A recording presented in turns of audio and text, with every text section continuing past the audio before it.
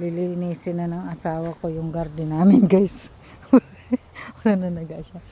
Pinagkukuha niya na yung huling kalabasa, guys. Ayan o. Ang dami nito, guys. Pag may tropa kung may gusto pa, magsabi lang kayo, ha. Ito lang sa inyong maliliit, ha. Joke lang. Maglilinis siya ng ano, guys.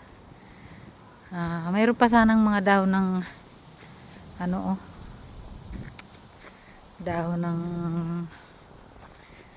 ampalaya. Tinatamad na ako yung parang i-freezer ko sana. Dahil sa winter, wala na naman talaga mabibili niyan. Tinatamad ako. Ang sakit ng ulo ko, guys, kasi ngayon Ayun, may mga pa isa-isa. Yung mga sitaw pa, lulutuin ko yun mamaya. Ay, bukas ba? Yung pinitas ko mga sitaw, matamis pa rin. Paano tong mga okra? Wala na to, bulok na.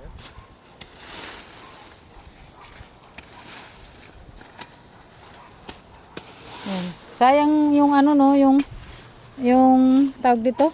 Manguha ba ako ng dahon? Ng ampalaya? Manguha ka Para ilagay ko sa rep, di ba? Kunin siya. Para ilagay natin sa rep? Yung sili, huwag mo lang patayin, ha? Kasi nakakakuha pa ako kada nagtitinula ako. Hindi naman sila namamatay, oh. Okay pa naman. Yan lang naman ang hindi na maganda. Tapos tong dahon ng ampalay, marami pang maganda. So, mapakinabangan pa ito pag. Ito naman, akala ko okay pagka papitas-pitas lang ako. Pala wala na rin pala talaga. Parang nangungulubot na rin yung loob niya. Ha? Patayin mo na rin to. Tingnan ko nga kung ay, wag na. Sayang. Mayroon naman mga may matatamis pa may. Ganun pala rito. Pag talagang malamig na, hindi na mapakinabangan. Kahit nandito pa lang. Liit, hindi nakabunga masyado. So, yun lang, guys. Thanks for watching.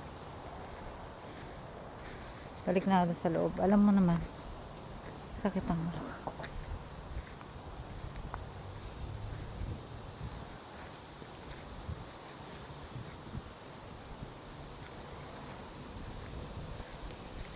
Ito nga palang bahay ko, guys. Kanya-kanya kaming bahay ng asawa ko. Yun ang kanya doon.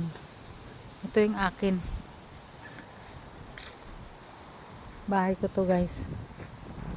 Gusto niyo makita? Ayan.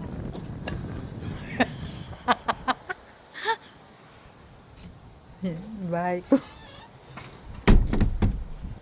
Ambot. Ayan lang, guys. In-update ko lang kayo dito sa buhay ko dito sa Canada, guys. Thanks for watching, guys.